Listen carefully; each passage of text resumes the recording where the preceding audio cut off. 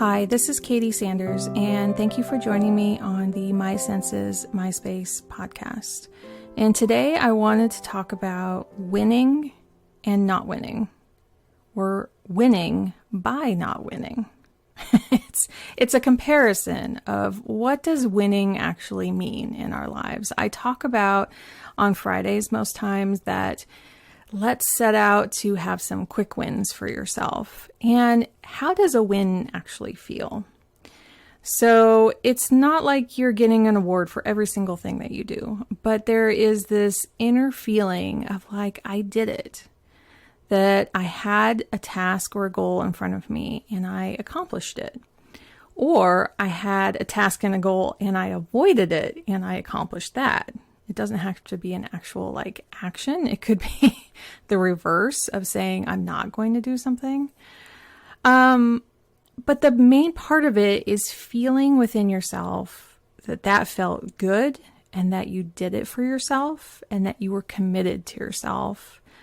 A lot of times we can talk about willpower and stuff like that. I think willpower should be kind of thrown out the window.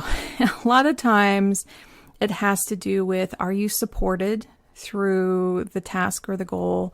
Are you giving yourself access to things that would negate getting yourself to that goal? Or do you have an accurate goal that fits exactly where you are at that moment? And you feel like you can take a step that's easy enough to do that. So there's, these ingredients that I feel goes into a goal. And when you are really looking at them together and making a goal that fits you, like this could fit no one else, it fits you. And then when you achieve that for yourself, this goal that you had for yourself, and we can talk about are our motivations internal or external? And to me, because I personally use both, I thought I was really driven and dedicated internally. And then I realized, no, it's not entirely true.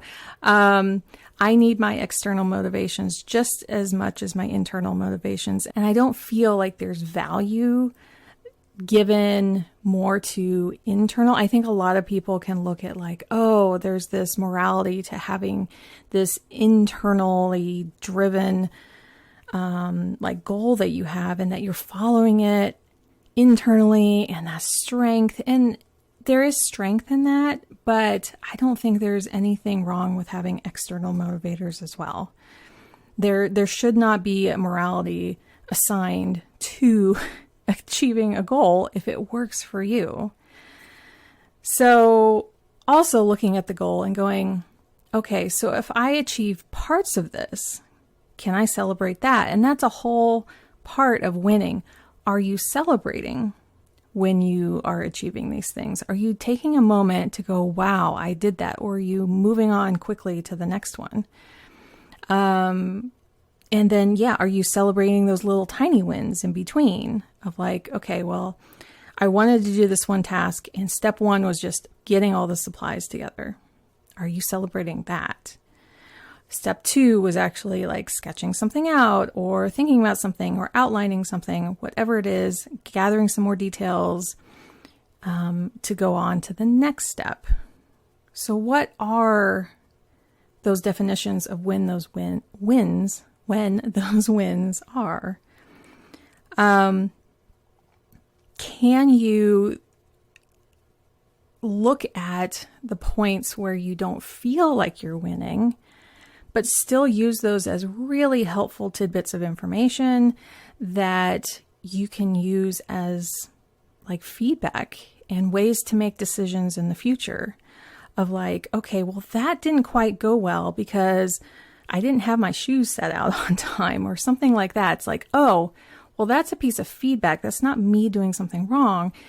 This is feedback of the next time I do this, I need my shoes ready. And making a note of it or something that's saying that's actually one of the most important parts, and I didn't consider that as something that important. Because there's all these little things that we think, oh, well, I'll just get a win on my own, or I don't realize I thought it was just the main thing of the main goal happening, when it could be very much this like teeter-totter effect on one little thing that can make the whole process so much easier. Like the friction is less, the springboard effect of like, wait, if those shoes are sitting there ready for me, I can just slide into the next part of meeting my goal. You can also think about expectations. Like, are these expectations of having a win coming from you? This is a little different from like internal and external, like motivation. Expectations can come from others. And what really matters though is your own expectations. It's like, and those too can be like too high, right? We can go, oh, well, I expected myself to do all this, especially, you know, like January rolls around and I'm going to do this many times. And those expectations were just way too high. It just doesn't fit where you're at right at that moment. And so are we setting ourselves up for a fail in that predicament? With so many people saying, you know, this is my year to do something, and by February or March, it just is not clicking. It's not that you're not capable of doing it, is that the plan to make it happen isn't fitting you. It's like a piece of clothing. There's nothing wrong with you and your body. It's the clothing that just doesn't fit, and it's not yours. Move on. You can make a plan for your goal that really fits you, because it's so dependent on what you can do at the time. It can depend on the day, how you're feeling, what obstacles you are dealing with, children's needs, family's needs, if you have a family, all of that. Can you also be losing at things and still winning? So I found this really interesting when I had my son. Before that point, when I was a kid, I was very competitive, and I learned how to play chess, in late elementary school. And it was really intriguing because it was so complicated. It made my brain light up. But when I didn't win, I couldn't emotionally handle that.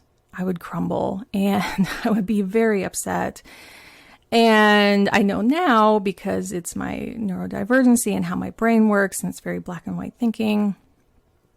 But no one wanted to play with me after that part. It wasn't fun for them to play with me if I'm upset all the time. And that's okay. That's in the past. But I'm comparing it to now that I have a son and we play a lot of complex games, I see that difficulty in him too. It's coming against doing something that's coming easily. Like learning the game came easily to him. And then when he feels that first sense of friction of like, wait, maybe I'm not good at this, there's an immediate throwing hands up. I can't do this. It's not fair, whatever. And many times when he was a lot younger, he would actually change the rules and say, oh, no, we're doing it this way now. And we had to learn to go, what? What's going on? What rules are changing? What's happening?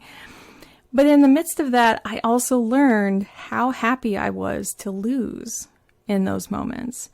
How happy to know, to support someone else through their learning, to support someone else through their winning. It could be even just a local group that you're playing with. It could be a sport, could be doing art together. And how do we support others if we're not winning? I could be in an art class and someone next to me is doing amazing and I could be cheering them on and I don't get it.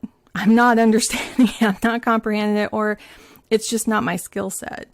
But I can still be so happy to be losing in that moment and go, you know what? I really tried this. Maybe that's a win.